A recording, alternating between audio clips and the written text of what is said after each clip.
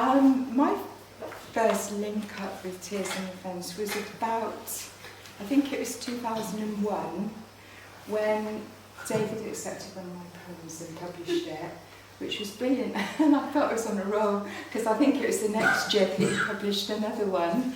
And then for about 10 years or so, I got really beautifully handwritten rejections every year. Until he started up the round of workshops and invited me. And ever since then, the workshops have totally kept me going, sustained me, and it's through those that I do any writing at all, really, I have to say. So I'm going to read one out of number 80, and then I'm going to tell you about my new pamphlet, which has also been published by Tears and Offence. So, scene in a salon. When Marcus smiles at Chloe's reflection, she sees her image smile at his. Because her mirror shares its image with and from those mounted around the walls, she sees several clients and stylists, plus rear views of her own head, and Marcus's, while he fingers and snips strands of her wet hair, and asks if she plans to travel again this summer. Chloe tells Marcus she thinks not, because she seems to have recently lost confidence in her view of the world. For example, she says, right now I can't see you, so rely on an assumption that the image in the mirror we are both facing, with myself in the centre and you behind me, is accurate. However, other mirrors show us and our mirror simultaneously, but with alternative angles. I'm immersed in a vast silver lake, fearful of being swallowed by a looking glass world. Marcus says, wow, he's also looking forward to a staycation this year.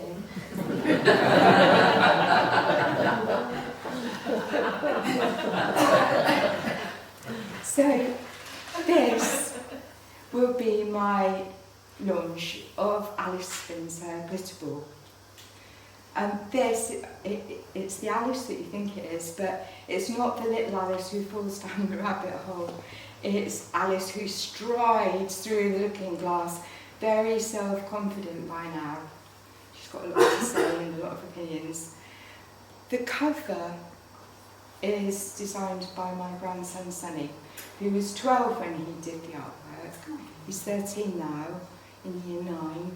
And all the proceeds that I get from the book, which I'm sure are going to be vast, going into his university savings fund. And yeah, I must thank Westro for helping him to do that. It was brilliant. And Joe for a very jolly good blurb on the back of my book. So, I'm just going to read 4 or 5 from here, see how the time is. Okay, the old line. Alice opens the cottage door and blinks into acutely angled sunlight. The railway was deaf to wild boar and unicorns, she said. The door swings in sharp breeze, hinges squeak for lack of WD-40, and rooks croak undertones. The jogger who paused to stretch outside her holly hedge looks up. Sycamore leaves shiver and fall. Their shadows waver over high-vis t-shirt and bright white Nikes. His path winds ahead, a collage of bronze, sepia, tan, mustard. You're heading the wrong way, says Alice. Believe me, I've tried to escape among the oaks, silver birches and sweet chestnuts, yet always bring me to the cottage. The jogger, alarmed, checks his laces, begins a warm-up run on the spot. No, he says, I'm familiar with the path that was a railway line, torn up long ago by beaching. Here's the thing, says Alice, you seem a mere matter of fabric. He sprints away without looking back. I, on the other hand, Alice tells the rooks, am in and of words. I make the story, and therefore its meaning. The jogger disappears where brambles and beeches lean into his path. Alice hurries to the gate as if she would give chase, but finds herself back on the doorstep. Rooks settle beside tousled remains of nests and witness the closing door.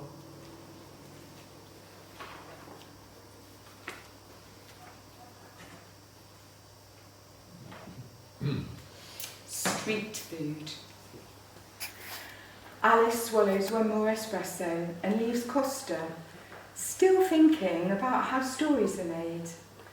People shout, dogs bark, car horns blast, because traffic's at a halt and a crowd's gathered to gaze at a huge cow dead on its dusty side beside the middle white line.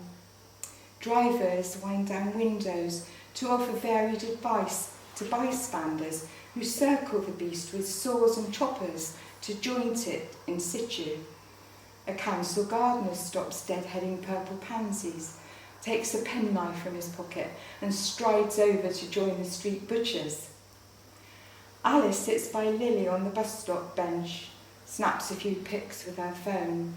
Lily says the bus is sure to be late today, then thinks of Ainsley Harriet, checks her bag, heavy with onions, spuds and carrots, and considers the possibility of beef stew.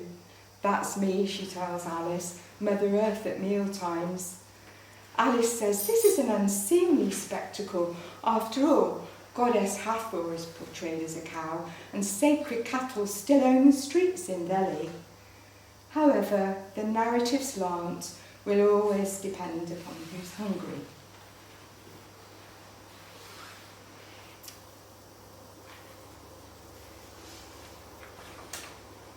Changes. The Duke takes off his tailored waistcoat and slim-fit white shirt, ties on a blindfold. When I place emphasis on what can be seen by others, he tells Alice, my own life proceeds as if behind a screen. I construct images that entrance people. This discourages them from investigating what lies beyond. I recognise, says Alice, the significance of persona. The thing is, though, that among those who admire face value are the curious, who may search beneath the surface for motivation. The trick, he says, is to change so fast that even they are distracted by wondering who will appear next. I've almost lost count of those I've been. He taps thin fingers in turn while he lists Tom, Ziggy, Aladdin, Jack, and now Prophet. There will be others I haven't yet foreseen, he adds. I wonder, says Alice, if you're more exposed than you imagine.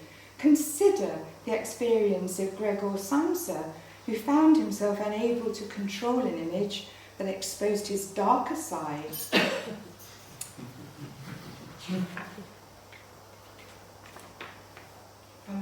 Yeah, you're okay. The illusion of reality. One mellow morning, she walks through a churchyard littered with primroses and violets, where ancient yews drive devils from tombs and nettles lurk in crannies to sting them in their flight over cracked paving and elm tree stumps. A plane speeds westward, leaving a tapered trail. Then she notices the green man leaning on a gravestone. He says, I've spent centuries here, raising daisies, writing epitaphs, and embellishing them with lichen. I've checked dandelion clocks daily at sunrise and sunset because life and science depend on close observation and accurate records, although those remain in my mind since I haven't the means to note them down. Alice replies that she is often surprised the world continues to spin through night, day, and seasons, despite war, disease, melting ice caps, and open wounds where forests once were.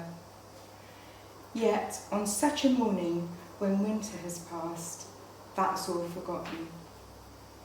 Anyway, says the Green Man, none of this is real. I dream everything into being. Well, where will I be if you wake up, Alice asks. Nowhere, of course, he says. And the last one. Creating space. Alice sets up an apartment in Bournemouth, above Ben E. King's cycle shop.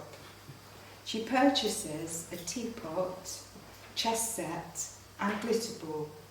She also buys padded shorts and a strawberry pink BMX in order to harmonise with neighbours, since she knows they will gossip about her taste, but can't predict where they will draw their line between treasure and trash. When Ben questions her choice of a bike, in preference to, say, studio pottery or a bronze ballerina, especially taking into account that she's never learned to ride one, Alice tells him that as a renowned dream voyager, she wishes to familiarise herself with its sturdy, waist-high structure. After all, back in the day, people overlooked half the town and house martin nests from the saddle of a penny farthing. Alice also expresses surprise to discover that, although Ben cycles around the town several times each day, he has to dismount to turn left and right. If I were able to ride a bike, she says, I would certainly turn my own corners. I conjure my own world, she adds, with a spin of her glitter ball. Ben winks. Don't forget to save the last dance for me, he says.